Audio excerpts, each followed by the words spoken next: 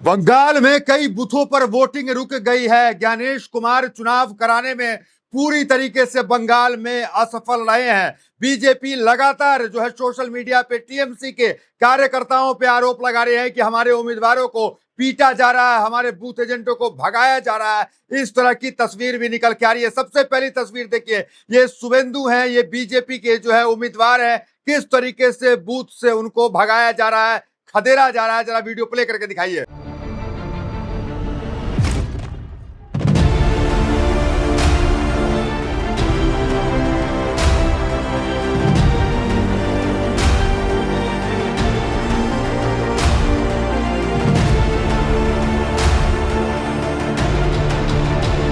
तो ये थे शुभेंदु सरकार, जिसे जनता खदेड़ रही है, भगा रही है। सुरक्षा गार्ड ने उन्हें मौके से सुरक्षित जो है वहां से निकाल दिया।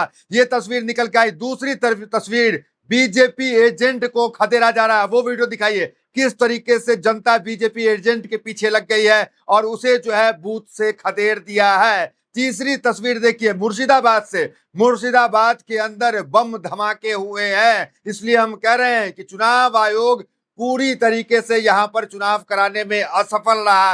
हालांकि ये जो आम जनता है, ये बीजेपी के साथ, उनके नेताओं के साथ, पोलिंग एजेंटों के साथ बिल्कुल अच्छा व्यवहार नहीं कर रही है। लेकिन यहां पर बीजेपी का मानना है कि ये सब टीएमसी के गुंडे हैं और वही बम धमाका कर रहे हैं। हुमायूं कबीर के ऊपर भी हमला हुआ, उनके काफिलों पे हमला हुआ है। वो तस्वीर देखिए, सामने फ्रंट में तस्वीर चलाइए और दिखाइए किस तरीके से लाठी डंडा भाजा जा रहा है, किस तरीके से हमला किया जा रहा है। तमाम फोर्सेस जो उतरी थी, सारी फोर्सेस नाकाम हो गई और मुर्शिदाबाद में हिंसा देखने को मिला। ये वो हिंसा की तस्वीर है जो मुर्शिदाबाद से निकल के आ रही है। दूसरी तस्वीर आप देख सकते हैं, गाड़ी पे किस तरीके से पथराव किया जा रहा है, डंडा चलाया जा रहा है। ये सब पश्चिम बंगाल की तस्वीर है। उस बीच ये भी खबर निकल के आई कि ईवीएम के अंदर भी कई जगह जो है गड़बड़ी पाई गई, जिसकी वजह से मतदान जो है बाधित हुआ, मतदान जो है रुका। ये भी खबर निकल के आई। देखिए एबीपी न्यूज की हेडलाइंस देखिए, बंगाल के कुमारगंज में मतदान के बीच बीजेपी प्रत्याशी पर हमला। तो कहीं बीजेपी प्रत्याशी पे हमला हो रहा है, कहीं बूथ एजेंट को खदेड़ा जा रहा है, भगाया जा रहा है। मतलब कुल मिलाकर स्थिति जो है बंगाल में, जो चुनाव होता था पहले, जो तनावपूर्ण माहौल रहता था, जो मारा पीटा जाता था, वैसे ही स्थिति अब भी दिखाई दे रही है। कोई ये नहीं कह सकता है कि ज्ञानेश कुमार के आने से स्थिति बदल गई है या फिर सेंट्रल फोर्सेस के आने से स्थिति बदल गई है। तो कहीं कोई स्थिति बदलती हुई नहीं दिख रही है। हुमायूं कबीर की जरा तस्वीर देखिए, हालत देखिए इनकी, किस तरीके से इनकी हालत हो गई। हालांकि जेड सुरक्षा मिला हुआ है, फिर भी वहां की जनता जो है इन्हें पीट दे रही है, खदेड़ दे रही है। ये तस्वीर निकल के सामने आ रही है। क्या कह रहे हुमायूं कबीर, जरा वो देखिए झड़प पे।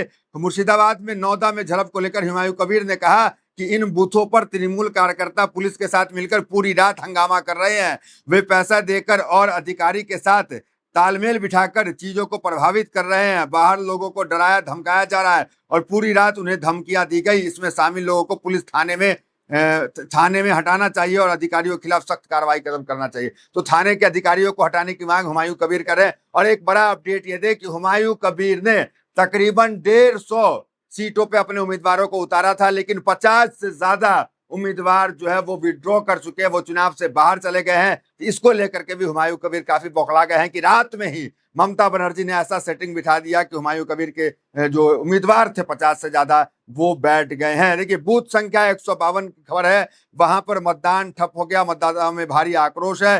क्यों? क्योंकि ईवीएम को लेकर कुछ खबरें वहां पे निकल के आ रही है। ये तस्वीर देखिए, किस तरीके से गाड़ी को जला दिया गया। ये मुर्शिदाबाद की तस्वीर है, आग लगा हुआ है बस में। ये वो तस्वीर निकलकर सामने आ रही है। तो बाकी आप वो विजुअल देख सकते हैं। वोट करने लोग जा रहे हैं, कई जगह शांतिपूर्ण भी चल रहा है, लेकिन कई जगह माहौल बहुत ही खराब है। एक खबर और निकल के आई कि मुर्शिदाबाद में वोटिंग से पहले सीपीएम एजेंट का जो उंगली है वो काट दिया गया। जिस उंगली से वो वोट गिराता, समझिए वही उंगली जो है काट दिया गया। इसलिए हम कह रहे हैं ज्ञानेश कुमार कहीं से भी सफल नहीं हो पाए। अब आते हैं बम धमाका कहाँ हुआ, वो बताने से पहले जरा आंकड़े की बात कर लें। तो 11 बजे तक जो वोट प्रतिशत है वो 41% वोट गिरा है। और जब जब वोटिंग प्रतिशत बढ़ता है, मतलब लोग जो है समझिए या तो परिवर्तन चाहते हैं या तो इतने एग्रेसिव होते हैं कि जो सरकार है उसे बचाना चाहते हैं। तो वोटिंग प्रतिशत का यही मतलब है। तो यहाँ पे क्या ममता को हटाने के लिए इतना तेज वोटिंग हो रहा है कि 11 बजे तक 41% वोट हो गया, या ममता को वापस से लाने की जिद में इतना परसेंट वोट हो रहा है? तो पुराना आंकड़ा ये कहता है कि जब जब ममता बनर्जी को जब जब जो है वो वोट शेयर परसेंटेज जो है ऊपर गया है, ममता सरकार बनाई। यह देखिए 2011 की रिपोर्ट है कि 84% वोट गिरा था, जिसमें जो है 184 सीट जो है ममता लेकर के आई थी 2011 में। मतलब वोटिंग परसेंटेज जो बहुत हाई गया तो ममता जीत गई। 2016 में 83% वोट गिरा था और ममता 211 सीट लेकर के आई थी। 2021 में जो है 82.3% जो है वोट गिरा था, ममता 215 सीट लेकर के आई थी। तो मतलब मतदान का जो प्रतिशत है जब भी बढ़ता है तो समझिए ममता बनर्जी को जो है फायदा होता है। और 2026 में ये कयास लगाया जा रहा है कि 85% मतदान हो सकता है, और जब 85% मतदान होगा तो समझिए कि 200 प्लस सीट ममता ला सकती है। ये पुराना आंकड़े के हिसाब से हमने आपको बताया कि आंकड़ा पुराना ये भी कहता है। अब आते हैं क्या कुछ कहाँ बम गिरा, कहाँ क्या हुआ, जरा वो देख लीजिए। मुर्शिदाबाद में, पश्चिम बंगाल में जो है विधानसभा चुनाव में जो कुछ भी नौदा में हुआ उसे सभी को सन कर दिया। न्यूज 18 की रिपोर्ट है। इसके अनुसार जो है मतदान केंद्र से महज कुछ ही दूरी पर अज्ञात बदमाशों ने एक के बाद एक कई देसी बम फेंके। बम फटने की धुआं का गुबार छा गया और लोग अपनी जान बचाने के लिए इधर उधर भागने लगे।